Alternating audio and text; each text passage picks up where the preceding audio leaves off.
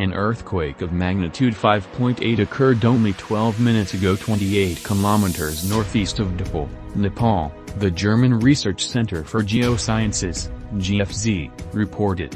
The quake hit at a shallow depth of 10 kilometers beneath the epicenter near Dipayal, Doti, Sudurpashchim Pradesh, Nepal, early morning on Wednesday, November 9, 2022, at 1:27 a.m. local time.